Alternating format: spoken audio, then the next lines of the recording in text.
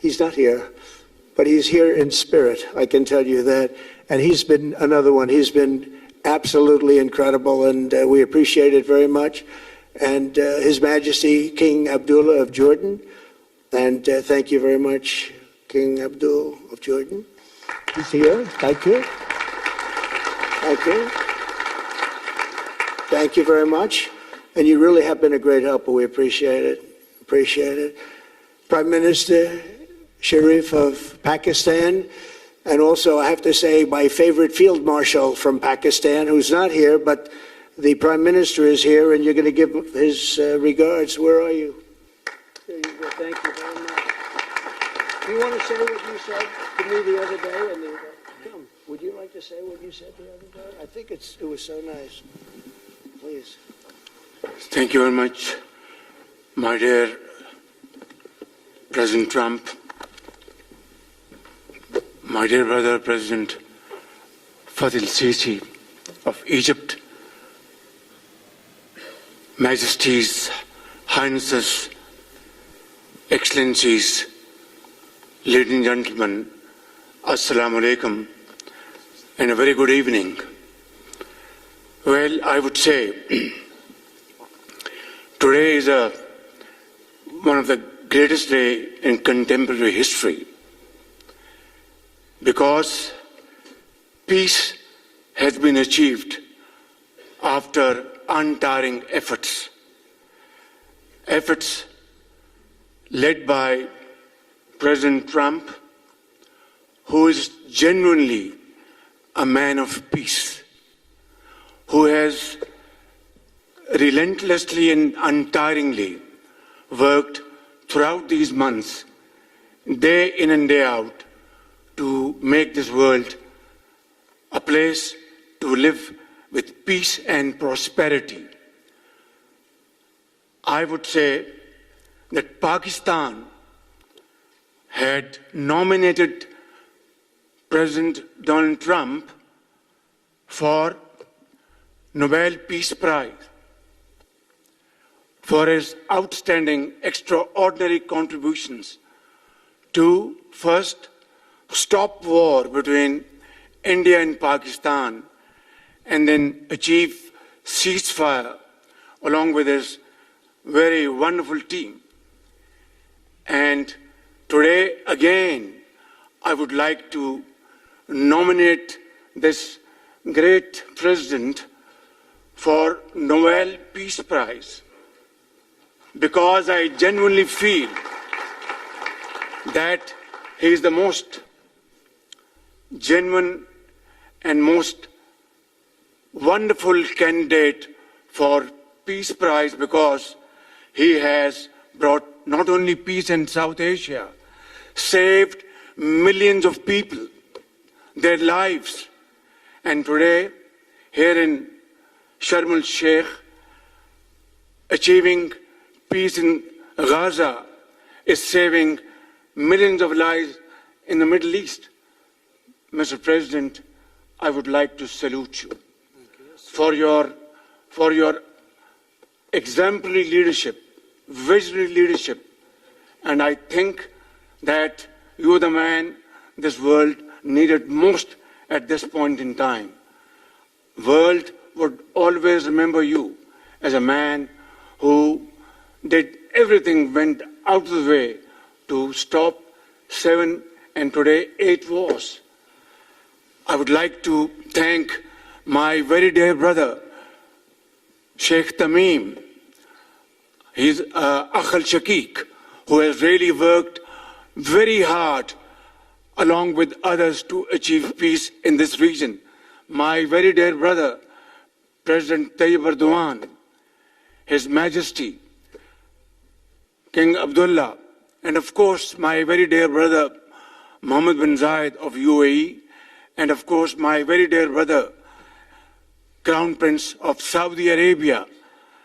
And he has also been very, very helpful and contributed very valuably in this wonderful peace process. Ladies and gentlemen, I wouldn't want to take more of your time. Suffice it to say, had it not been for this gentleman not only, who knows, India and Pakistan are both nuclear powers.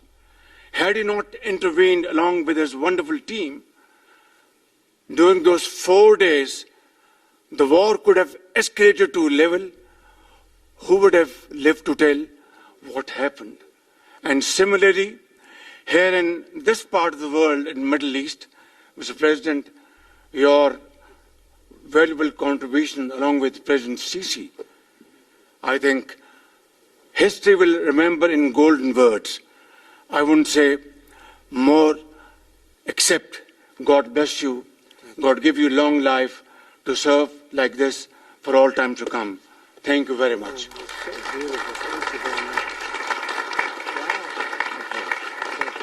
Very kind. Thank you. Wow, I didn't expect that. Let's go home. There's nothing more I have to say. Goodbye, everybody. That was really beautiful and beautifully delivered. Wow, thank you very much.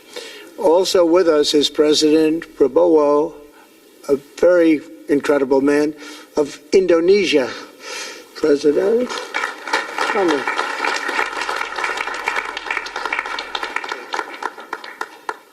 Great job. President Abbas of the Palestinian Authority. See, we have them all. We have them all. Great, great. It's good to have you. And so many others. I have a list here. This first 3 rows and what's standing behind me, I don't know why they chose to stand, but that's there. They're going to be very famous tomorrow, all of them. We have the Arab League is represented by His Excellency, and thank you very much for being here. Thank you very much. We have Armenia, and Azerbaijan. That's a little war that we stopped. That's a little war. There they are. Look at them. They're sitting. When I met with them, it was in the Oval Office. They fought for like 31 years or some crazy number. And they had one sitting on that side of the Oval Office, one sitting. By the time we finished in 1 hour, they were both hugging each other. And now they're friends and they're getting along great. Look at it. So I want to thank you both. That's incredible. Really incredible. So you have Armenia and you have Bahrain, you have Canada.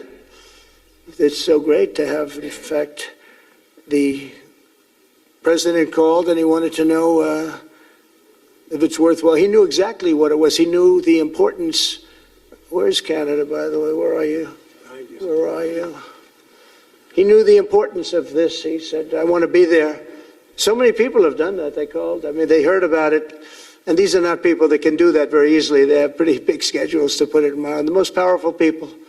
And I appreciate you being here very much, Mr. President. Fantastic. Fantastic. And Cyprus, Egypt, the European Union, it's a lot of countries. France, thank you very much, Emmanuel.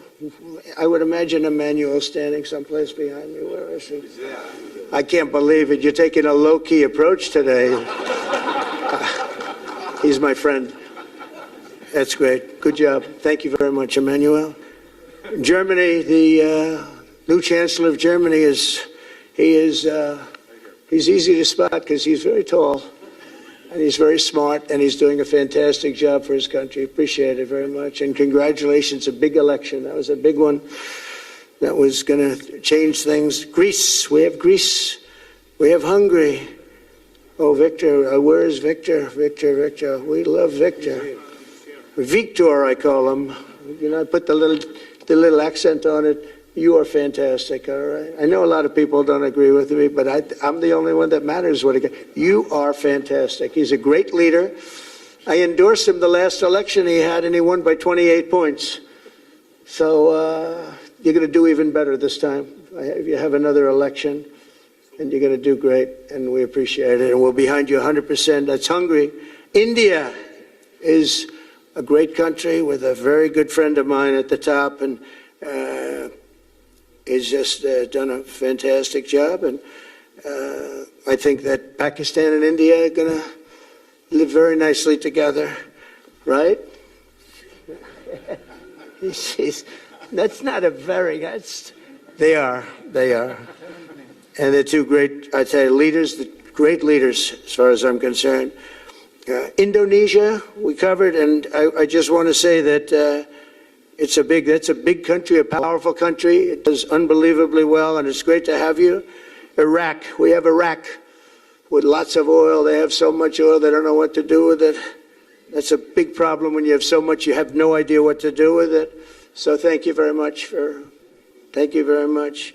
Italy, we have a young woman who's, I'm not allowed to say it because usually it's the end of your political career if you say it. She's a beautiful young woman. Now, if you use the word beautiful in the United States about a woman, that's the end of your political career, but I'll take my chances. Where is she? There she is. You don't mind being called beautiful, right? Because you are. Thank you very much for coming. We appreciate it. She wanted to be here, and she's incredible, and they really respect her in Italy. She's a very successful politician. We have Norway. Oh, Norway. Norway. What happened, Norway? What happened? Where's Norway? Where is he? We have Johnny. We're going to the World Cup, I can tell you that. Where's Norway? I don't think he wants to stand. Oh, he's back there. There we have Norway. Oman, again. We have Paraguay. We have really fantastic representative from Saudi Arabia. Thank you very much. I'll tell you what, and this time we'll get you the best seat. He always gets the best seat. He deserves the best seat. But what a great place it is. Spain. Where's Spain? Are you guys working on him with respect to the GDP? We'll get close. We'll get close. But fantastic job you're doing. And UAE, which is great. United Kingdom. Where's United Kingdom? Where's our friend? Where? Come here. Is everything going good? Very good. It's very nice that you're here.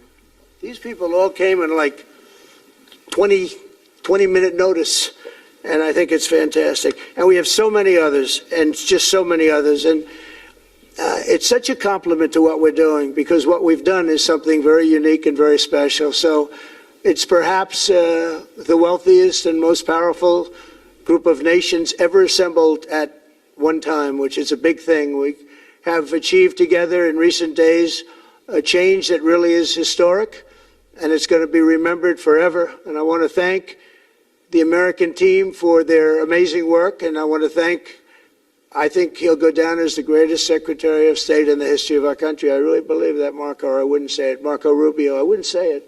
Maybe I would. You're doing a great job. I'll tell you, he's on course to do it. We've done a lot of work in 9 months. We've done a lot of work. I say that, 1 year ago, a little more, but 1 year ago, America, the United States of America was a dead country. The king told me, and I use that, he said, sir, 1 year ago it was a dead country. Today you have the hottest country anywhere in the world, and it is. It's the hottest country. So many investors are here. We have over $17 trillion being invested in the United States, which is a record that nobody has ever beaten. I don't think anybody will. And we still have 4 months to go before it's a year. So in 8 months, we have over 17 trillion. We're actually very close to $18 trillion. There's never been, as an example, the previous administration had less than $1 trillion over 4 years. We have, we're close to breaking $18 trillion in 8 months. That's pretty amazing. No country's ever done that. I want to also thank Special Envoy Steve Witkoff and my son-in-law and a great guy, Jared Kushner. And I even have my daughter here, Ivanka. Ivanka, please stand up. Ivanka's here. Wow. Thank you. Thank you, Ivanka. We have a great team, and we have, as you know, General Raisin Kane. We have John Radcliffe. We have Tom Barrack. We have really a lot of good talent. We have Pete Hegseth, who's now Department of War as opposed to Department of Defense. We made a little change. Somehow I like the name better, so do you, so do a lot of people. But the momentous breakthrough that we're here to celebrate tonight is more than the end of the war in Gaza. It's with God's help it'll be the new beginning for an entire beautiful Middle East. From this moment forward, we can build a region that's strong and stable and prosperous and united in rejecting the path of terror once and for all. We want to get rid of the terror and get on to other things. There are many other things in life that are so good. The final sprint to this deal began less than 3 weeks ago on the sidelines of the United Nations in New York. I met with many of the people in this room, and it all just started coming together. I've known so many of you for so long. You're friends of mine. You're great people. I have a couple I don't like in particular, but I won't tell you who. I have actually a few of them I don't like at all, but you'll never find out who they are. Well, maybe you will, come to think of it. But I have most of you who I like a lot, and I respect a lot. Maybe that's more important. We listened, and we exchanged ideas, and we kept pushing forward until the job was done, and the first steps to peace are always the hardest. And today we've taken them, and we've put them all together, and we've come up with this beautiful mix like nobody thought was possible. And as you know, I've just come from Israel. It was an amazing day to watch the hostages come in, and to watch all of the other things and do all of the other things that we did. And like all of us here this evening, the Israeli people are overjoyed that the war has ended. Many of you have had dancing in the streets. They had dancing in the streets. And they've been dancing for weeks now once they heard about this, and they heard that it was even a possibility. They're elated at the arrival of the hostages and excited to begin this new chapter for the entire region, and it's going to be that. And they are going to be great partners, and I hope everybody's going to join the Abraham Accord. I like to say the Avraham. I love Avraham, but somehow it doesn't sound as good when I say it as it does when some of my other friends say it who are from the region. But we're going to get a lot of people joining the Abraham Accords. We have the 4 great nations that did it early on, and they stayed with it. And then you had the Biden administration, which is the worst administration in the history of our country, and obviously they did nothing on that and anything else. And so it stayed at 4, and now a lot of people, even today, they're talking about all joining up. So many people have talked to me about that, and it's going to be a great tribute to really the United States. I mean, the United States has worked very hard in the Middle East, so it would be a tribute to us and to Jared and to Steve and to all of the people, Marco, all of the people that have worked so hard on that. And it really is going to it's going to guarantee that it all stays together. You're going to do well, because the 4 nations do very well. I mean, they do extremely, as they're wealthy, but they're a lot wealthier because of it. So I hope everybody's now joining up. Now we have no excuses. We don't have a Gaza, and we don't have an Iran as an excuse. That was a good excuse, but we don't have that anymore. All the momentum now is toward a great, glorious, and lasting peace. And our commitment to fulfilling the 20-point plan we developed together will be the crucial foundation for achieving that bright future. And it's being worked on right now as we speak. And we're actually in stage 3 and 4. It's not going to be, just divided down so simply. We can be long advanced on some of the things that we say we're going to do.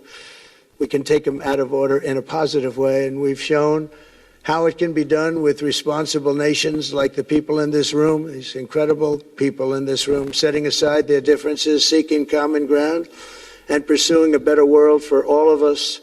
And that spirit's my dream, that we all get together and enjoy our life. And we're going to put some of you on the Board of Peace.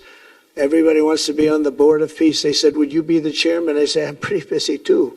But whatever we can do to have peace in the Middle East, it's worth it. But everybody wants to go on the Board of Peace, so we're probably going to enlarge it. We're going to get, and the leaders, the top people, the top leaders, they want to be on the Board of Peace. A beautiful term. At first I wasn't sure, and then I realized how beautiful it is. And for the people of Gaza, the focus now must be on restoring the basics of a good life.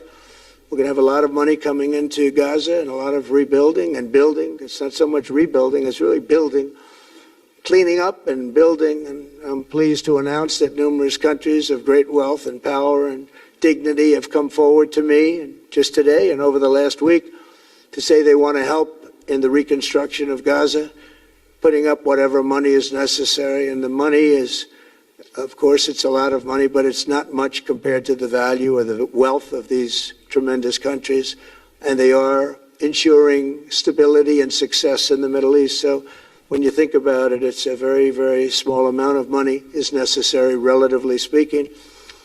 And as those commitments are made, I'm going to let the world know who is doing it, because they really deserve great credit for doing it, and they're going to do something that's really monumental. This is a monumental day. This is a monumental moment in the history of the world beyond the Middle East.